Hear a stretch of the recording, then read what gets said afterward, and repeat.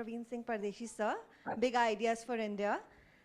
He's a senior public administrator with over 4 decades of experience across the Indian administrative service and the United Nations system.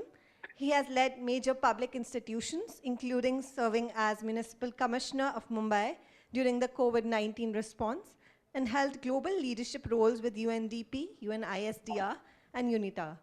He currently serves as CEO of the Maharashtra Institution for Transformation and holds degrees from the Delhi School of Economics and the London School of Economics. Over to you, sir. Thank you. So first, let me apologize that I couldn't be there on this very important discussion. And I also want to appreciate the great work that Pankuri and her team in Deep is doing for us in MITRA. Recently, we worked with them on a project to detail various socio-economic expenditures which the government does in the budget, and also find out which of them are wasteful and which are productive. And they did an excellent analysis for us on the budget, and a lot of those ideas are being taken forward actually. In fact, Pankuri, just to inform you that Chief Secretary just issued a note looking at the presentation that you had helped us to prepare on the budget analysis to fold away most of the schemes which were duplicative, which were not impactful. So this is just an aside. I'll come back to my main topic. So I just want to thank you personally for the great amount of good work that you're doing in collaboration with us. Let me come to the topic that you have put for us, which is to identify big, bold ideas which our philanthropy and CSR capital can do. So that's one term which I wanted to do. In fact, I've asked Anu Mehta, who's from Philanthropy Asia, also to join. They have been also working with us in MITRA. I'll structure my talk in three areas. One is to look at the size and type of CSR and social spending that is taking place in India, and what are opportunities there. So that's my first point that I'll talk about. Then secondly, I'll talk about some areas where we can do things differently and probably make a bigger impact. So that's the second. And third issue I'll come down to is what should be our focus. I think we are too focused on anthropocentric work. I mean, it's okay that, popularly elected governments have to focus on what people vote for. But if CSR and social and philanthropic capital also focuses on welfare of mankind defined narrowly, then in fact we are ending up destroying the very basis of nature and other creatures that we are living with. So that's my last point. And therefore CSR is well placed to work on those areas. So let me come first to the issue about the volume and size. And for that, both our team in MITRA and the Philanthropy Foundation has helped us a lot. So just roughly 23-24, roughly 30,000 crores was spent on CSR across India, and of which 6,000 crores came to Maharashtra. So it's a disproportionately large scale because a lot of the companies are located. But from here onwards starts the interesting part. Of this 6,000 crores, 4,000 crores were spent only in one city, Mumbai. At that same time, we did an analysis of the roughly 27 to 30,000 villages that are there in Maharashtra. Of all the GPDPs, you must have heard of the Gram Panchayat development plans, which are holistic plans which are created by the Gram Sabha for the development activities for overall development of the village. And these get funded from the Finance Commission, like the 15th Finance Commission and various government schemes. So if we look at this, we find that of all these 30,000 villages, whatever government covers, the gap is just 3,000 crores, which is not covered. And CSR money coming in Maharashtra for 4,000 crores of which is being spent in Mumbai. And the balance is also spent mostly in urban areas in Pune and some of the other big cities. So here there is a big opportunity for rescaling ongoing CSR activities to address what have been thought of by the Gram Sabhas as their version of the development of their village. So this was the first point. The second is another issue which was brought out by the Philanthropy Foundation for us, and I'm just focusing initially on these two issues because funding becomes important, and then most of the time smaller CSR groups are spending time or NGOs are spending time on raising funds rather than on doing the actions for which they are so committed. So while we can say that annually 30,000 to 40,000 crores is the CSR available, they made an estimate that the total amount available with various trusts uh, only in Maharashtra could be roughly up to 1.5 lakh crores. These trusts are basically temple trusts, private charities, etc. And if we unlock even part of that, a lot of this money is being spent on charitable purposes, but these could be like feeding poor people near temples or providing, distributing clothes or distributing medicines or things like that. Some of them, of course, also very good activities, but they are not converging on achieving sustainable development goals, which they could if you see the scale of funds that are going into this. So here is another big gap that we could address. So this is my first point in terms of funding and the fact that we don't need more funds, but we can reassign and reprioritize the available resources much better. My second issue is about work.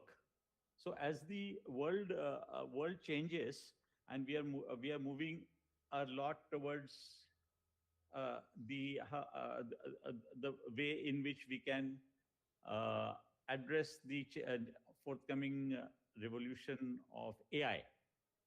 Nature of work is changing, and in this changing work, how should basically large scale social organizations and social spending address this change? We all understand that in India, our growth of last 60 years uh, in many periods have been reasonable. In the last 10 or 15 years has been quite good among the faster economies at the large scale.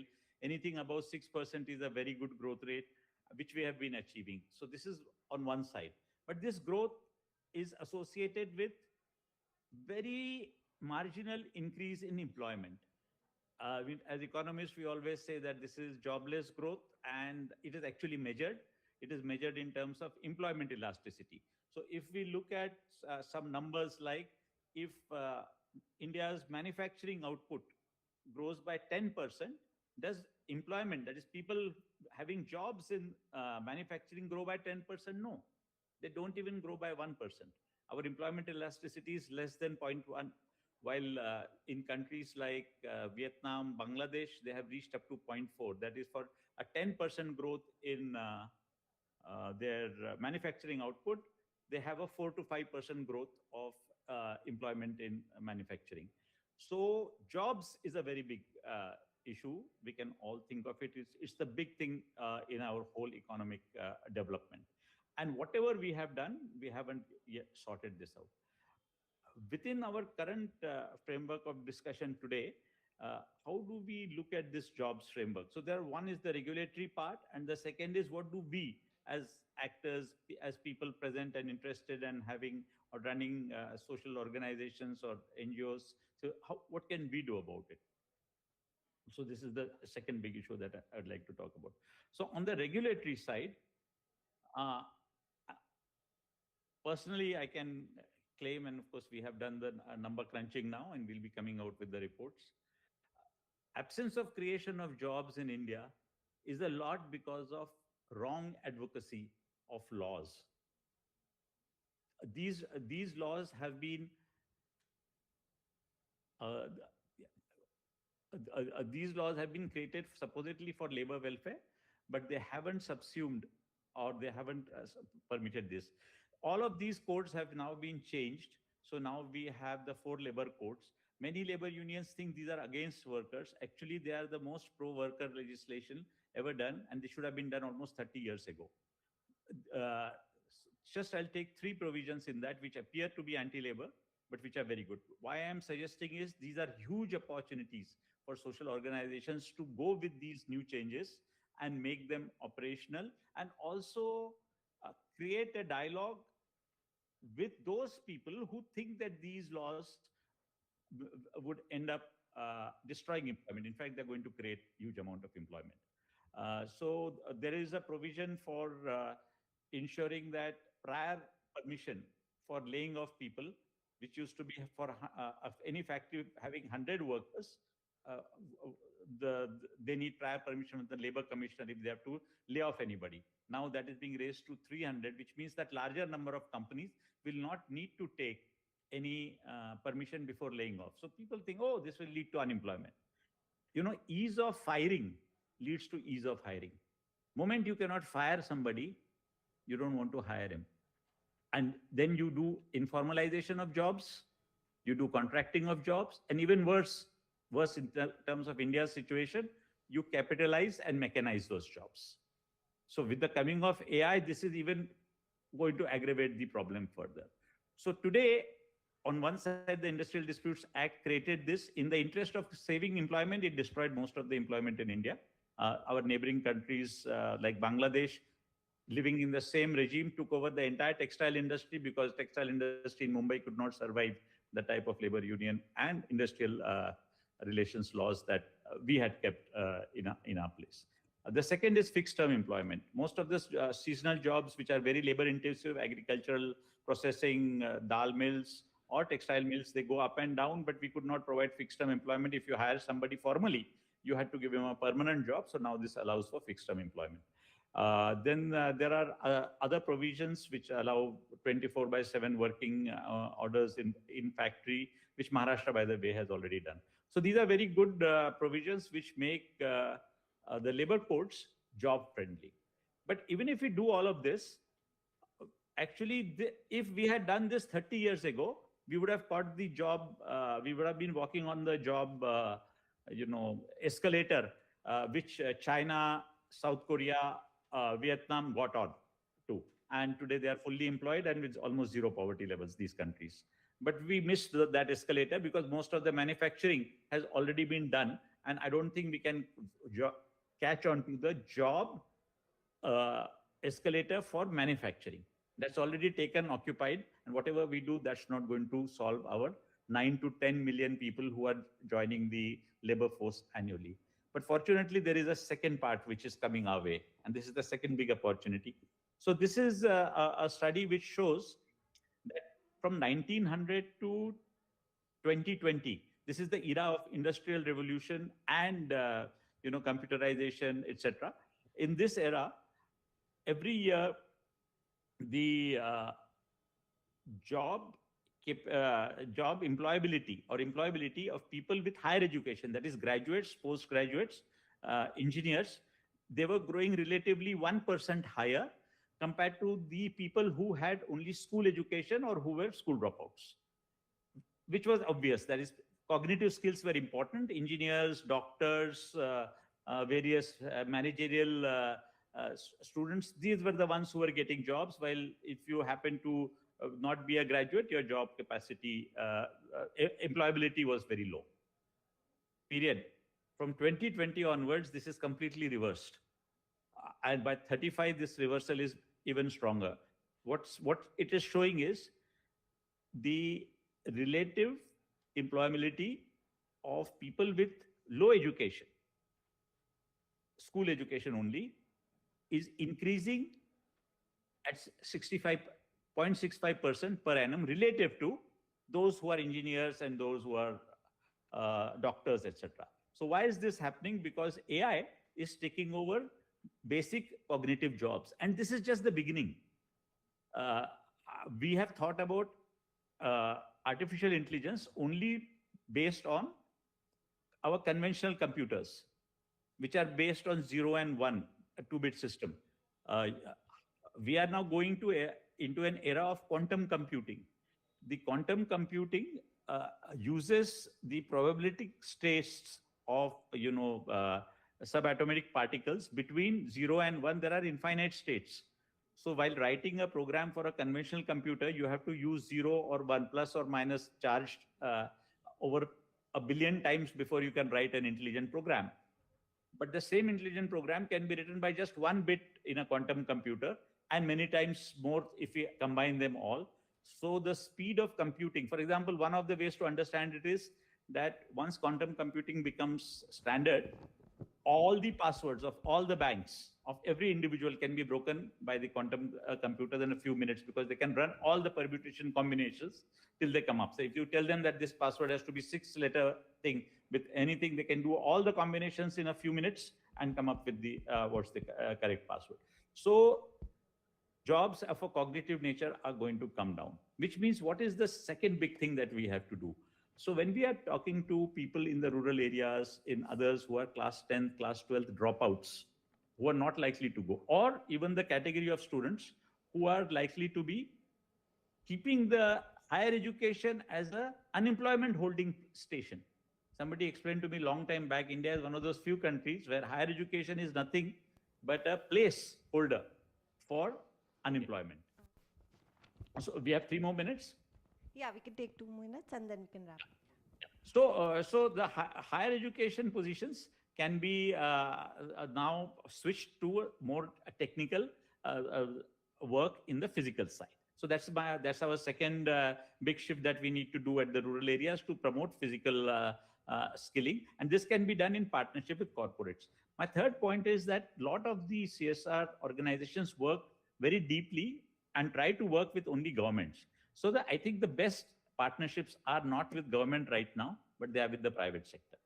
So if CSR and the private sector people can combine together on corporate issues, that's where the maximum gains are for poorer people. So what do I say this? Coming to the skilling issue, it is when you combine with large industries like Bharat Forge and work with them and with industrial training institutes to create on-job training opportunities.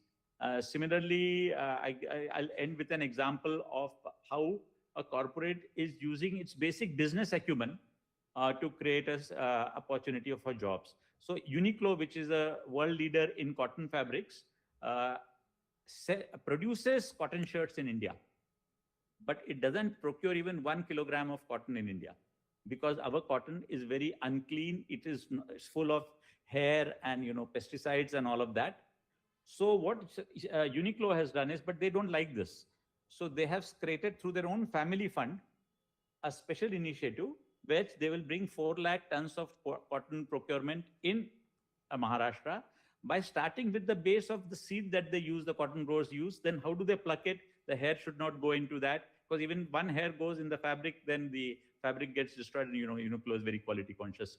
So this is another opportunity where, of course, they did it through their family trust. But what I would like to appeal is that a lot of us need to work with the large corporates, not look at them as our enemies, but look at their own productive activities and enhance that productivity by working closely with them on the problems which rural people are facing. So I think I'll end out here. And if maybe over if there is a question or two, otherwise. We'll now proceed with the fireside chat. I'll request Prachi, Sanjeev sir and Varun to please take their places on stage and we'll begin. Meanwhile, I'll introduce the panelists. Sanjeev Bikhchandani, he's an Indian entrepreneur, founder and a philanthropist who was awarded the Padma Shri Award in 2020 for his exemplary work. An alumni of St. Stephen's College and IIM Ahmedabad, he started his corporate journey with Hindustan Milk Food Manufacturers and has thereon been involved in multiple business ventures. He's the founder of InfoEdge and Naukri.com and has launched multiple similar websites, Jeevan Sathi and Siksha. Sanjeev is a founding trustee of Ashoka University and has been deeply involved in philanthropy. He also supports multiple non-profit organizations, namely Chintan, ILSS, and others. Prachi, she's the head of India at Michael and Susan Dell Foundation. She leads the foundation's work in India, helping more people access education, jobs, and financial services to build economic stability. She manages a range of funding approaches, including grants and investments, to create lasting impact. She has played a key role in statewide education reforms, served on company boards, and led industry initiatives. We'll begin with the fireside. Thank you. Thank you. No, thanks, Sanjeev and Prachi for being here. So we've got some perspective from the government, and now we have you, a philanthropist and institution builder, and Prachi, who represents a global foundation. So we'll get two more perspectives. Most of our audience here is non-profit founders and people who are in leaderships of non-profits. So Sanjeev, if I start with you, you've now been both a philanthropist, donor, and institution builder for maybe a decade or more. What are some of the learnings, and what are, as we speak in 2026, what are some of the big ideas you think nonprofits can work on? I wouldn't know. Okay, but let me put it this way. Fundamentally, we didn't do CSR until it became mandatory Hmm. because we believe that अगर shareholder का पैसा है, we don't have a right to spend it elsewhere. Fair. किसी को CSR करना है तो अपने personal पैसे से करो. You get a dividend, shareholders get a dividend. I'm a shareholder, I get a dividend. I can do Yeah. personal CSR. Right? And I was doing it little. But I think the CSR law was good Hmm. because it suddenly, we get lots of proposals for donation and we'd say, no, the shareholder ka paisa hai. So CSR law was good because it made it mandatory. And now we had 2% Yep. of last 3 years' average profits. And we we had to do it. Okay? We have Shrishti here, who's, she and Harveen handle a company's CSR. Shrishti, what is our annual budget? 21 crore, 2% आता है 21 crore. ठीक है? And hopefully, if profits go up every year, it will also go up, right? Now, 21 crore, how many organizations do we support in a year? About 35 odd, big, medium, small contribution. Now, 35 odd को देने के लिए, we how many proposals do we get in a year? 300 plus आते हैं. हम so 90% rejection rate है. Right? 10% acceptance rate. It's pretty much like VC funding. Okay, you see 100, you invest in 2. You see 300, you do 30. Okay? Now, what do we look for? So we've got a mandate which is clear. Our mandate is 80% education employability, preferably in geographical regions which we can monitor closely and get feedback, which means Delhi NCR, because that's where we are based. Right? Now, somebody comes, boss, I've got Eastern UP and all. We typically don't do it, simply because we will not be able to audit and monitor. Ultimately, the companies also want their jobs to be easy. It maybe, that's how it is, right? It's cruel, but that's how it is. Therefore, if you're not in a place where you have a corporate donor, then it'll be slightly harder, but maybe you'll get it, right? There'll be some who wouldn't mind, but we have got a lean team, 2 people only. We want to monitor closely. So education employability. Why education employability? Because that's what the business we are in. Yep. Is related. Delhi NCR, because that's where we can track and monitor. Okay? 80% वहाँ पे, 20% we have discretion to do outside. That's what the board has mandated. Of course, when COVID happened, it went out of the window because suddenly, in COVID years, we were doing all sorts of things just to help with COVID anywhere in the country, right? So that's the way we do. Now, we also like to do stuff that is creating a new model, that is perhaps got a multiplier effect, that's, got a strategic purpose, right? So if you just sort of want to give scholarships to 50 people, that's nice, but I'm not sure what kind of multiplier effect it creates, and is it strategic or not. So वो भी देखते हैं हम, right? Now we do not have big ideas ourselves. So you wait for the entrepreneurs. We look at other people's big ideas and say, what's he karna, nahi karna, is it interesting, not interesting? So Ashoka University was a big idea. We decided to do it. Plaksha, the big idea, decided to do it because it's creating a new kind of model, new kind of institution. It's also cost a lot of money, right? Similarly, what are the 1 or 2 other things which are interesting that you're doing, Shrishti?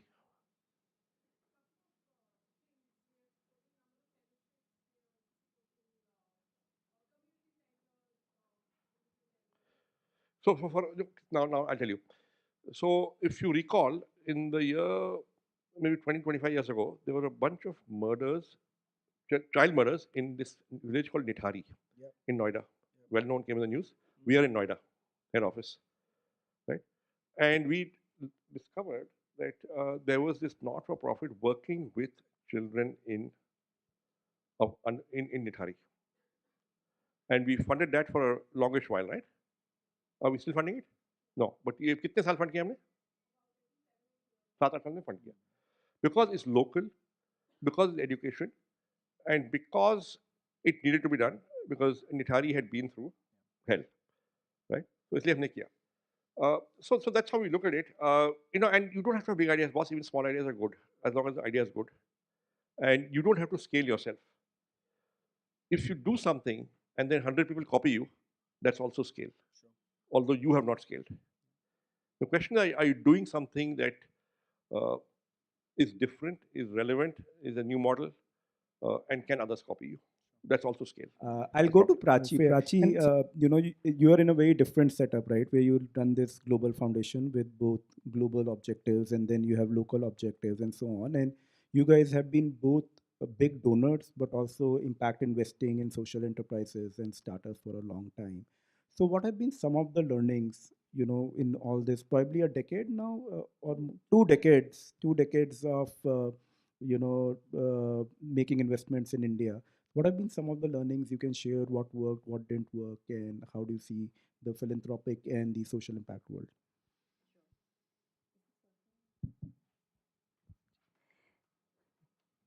Thanks, Sanjeev.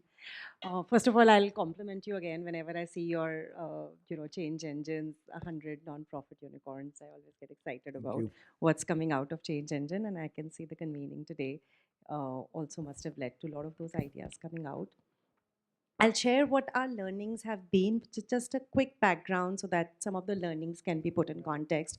Varun we have it here on the screen as well. Great, thank you.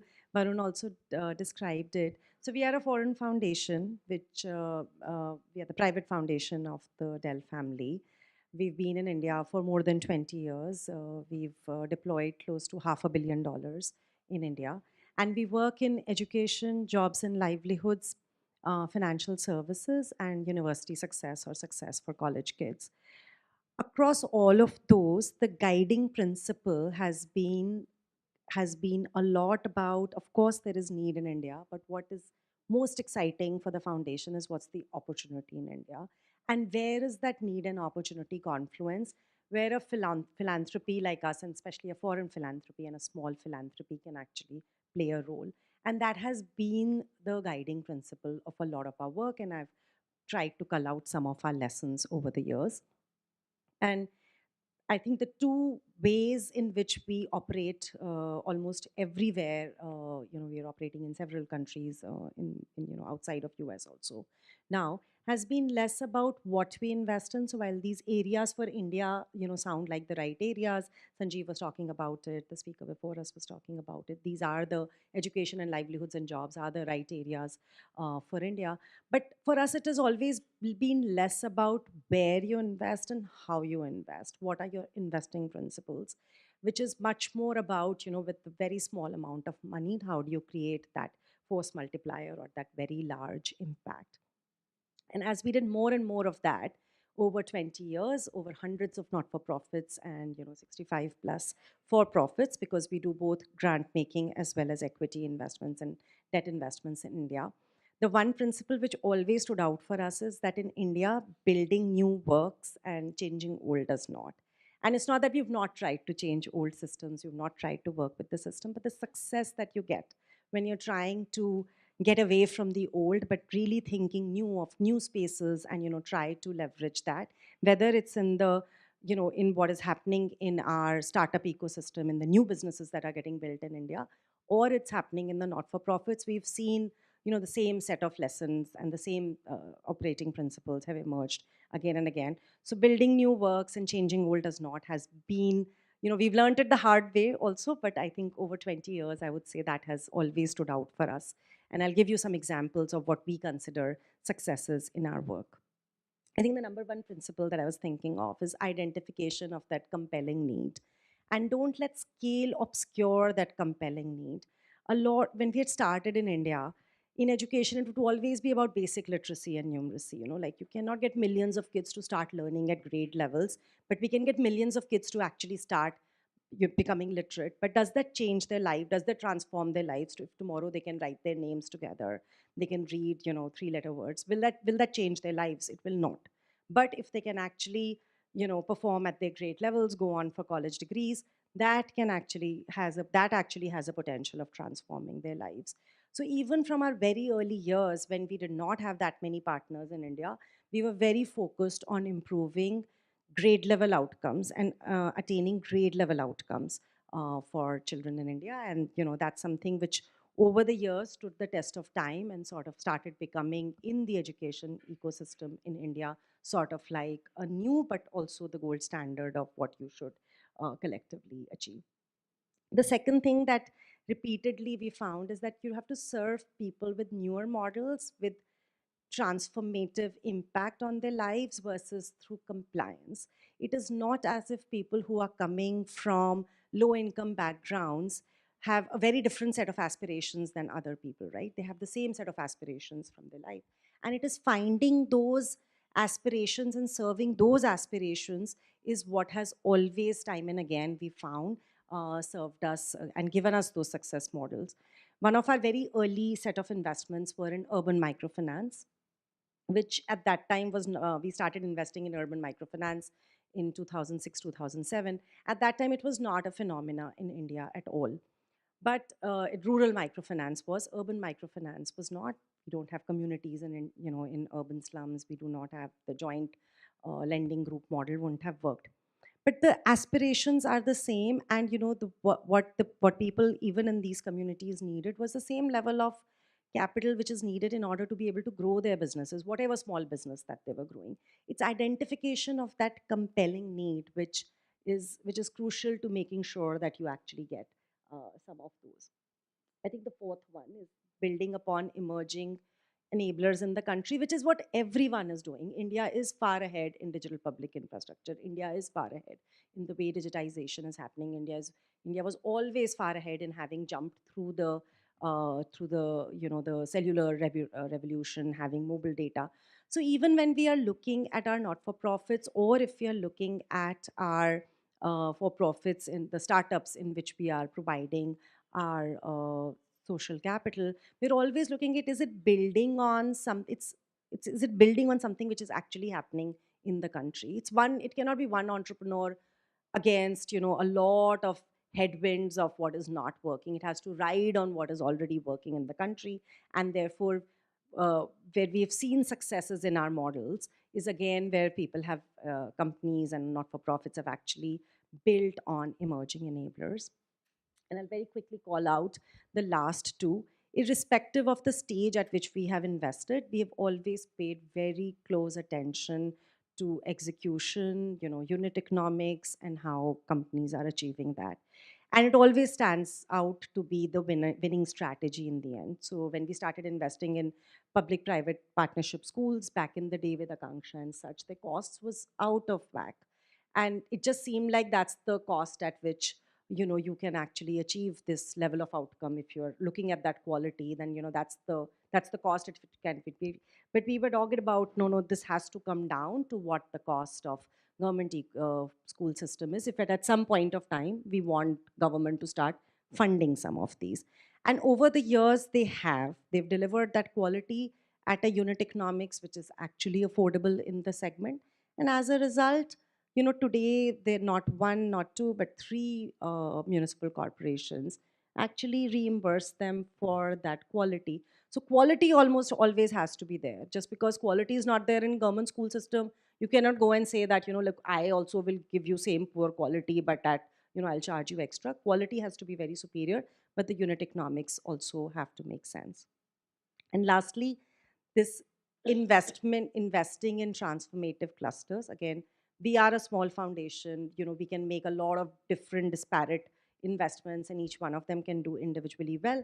But when we start to connect them, and which is what actually a lot of not-for-profits can also do when they actually collaborate more in the sector, the noise that you create as a collective group versus an individual entity is always higher. So whether it was our urban microfinance cluster, whether it was our assessments work, our systemic work with the government schools, a lot of recent work that we've done in impact bonds, all of it has been that even if we were doing 10 investments, we were trying to do them with a cluster approach, and that cluster together could create an ecosystem impact. Thanks, Prachi. That's very helpful. And it's interesting to note all the points, but also the cluster approach and problem identification, which you kind of, the need identification, right, which is very, very important. And we find that a lot of non-profit entrepreneurs are actually very close to the communities and understand the need well. Sometimes the challenge we see is that how do they, from knowing the need and working closely with the community to going on a scale pathway? Would you have any tips to offer to entrepreneurs to make that journey from being in a, let's say, a microcosm to expanding to a macrocosm, and any examples you have seen in your investments? Yeah, I'll call out one or two examples, Varun. But the principle that I was talking about of quality and then yet keeping the rigor on operational excellence, on unit economics, is what we always apply. It of course there is a period where you're innovating, where which is your R&D phase, and you're very early in your journey. But that phase, we know, for every company gets over relatively soon when your product hits the market. After that, just because you are not operating at scale, or you're solving a very different problem or a difficult problem, the rigor has to always continue on the unit economics as well. Like Akanksha Schools is, of course, one example that comes to my mind. The second example that comes to my mind is Avanti Fellows, which is a company which provides JE coaching to low-income students. They provide it in Jawahar Navodaya Vidyalayas. They provide it in government school systems. Akshay was here. Akshay was here, so maybe he's still here. He must have spoken about it. So it was always like, when we had started funding, and I hope Akshay is not here, so I can give the numbers wrong also. But even when we had started funding them, I would say 10 years ago, his numbers were roughly around, they were doing, the cost per child was close to 40,000-50,000 rupees. Mena Fiji was charging close to 1.5 lakh rupees, right? But our expectation of him was still 25% selections, which is similar to the rate at which, some of these institutes also have selections.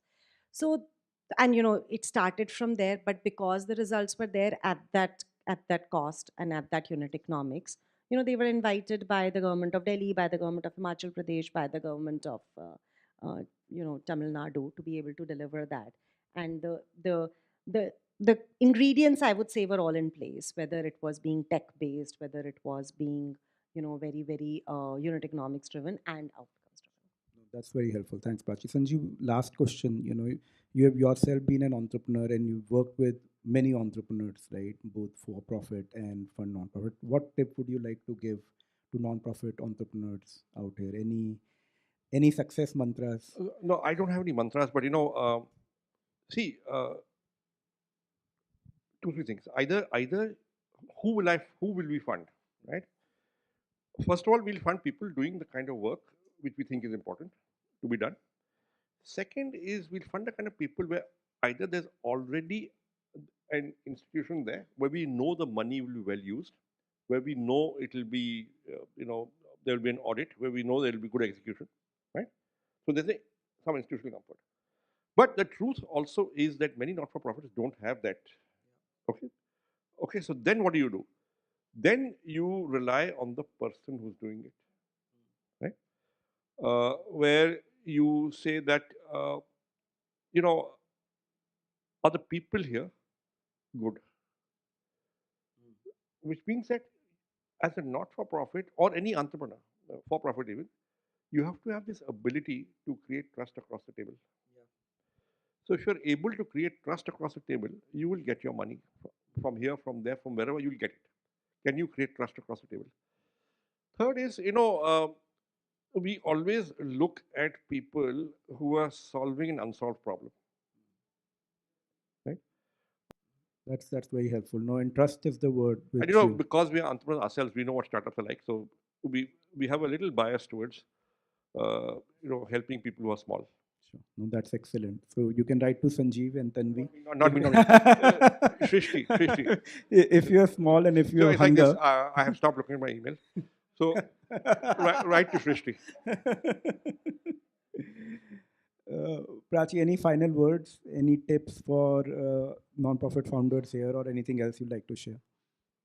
No, I think one of the things which I'm sure through the day must have been discussed, Sanjeev was talking about it, is that the collaboration in the sector actually takes you farther than we all think. There is no point in being competitive in this space or in any space. When the pie grows larger, everyone has a larger share of it.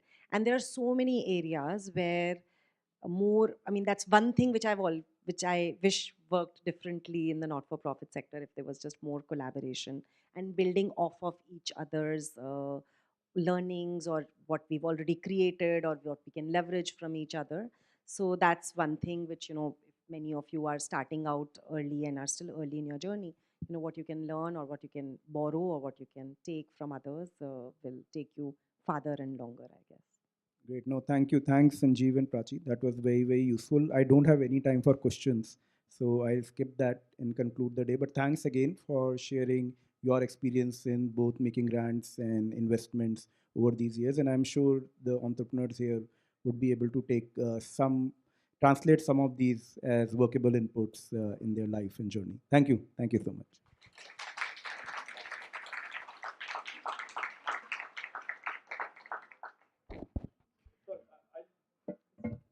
I'll say one more thing. I think corporate CSR, fund programs, you got to give a plan. Personal contributions, we can give untied money. That's one big difference. Which Tanvi, who spent 3 years in the not-for-profit before she studied management, keeps on emphasizing to me that untied is very important because that's what pains not-for-profits and NGOs a lot more. The other thing the reason why we have confidence of the company, of course, has got a capability of filtering and evaluating. Tanvi had spent 3 years in Central Square Foundation before her MBA, where she was in the business of evaluating not-for-profits, and therefore that gives us the confidence that she has the expertise to evaluate. It's great you made the point about untied funding. That's a very important one, and a lot of the entrepreneurs here look for that. So thanks, Sanjeev.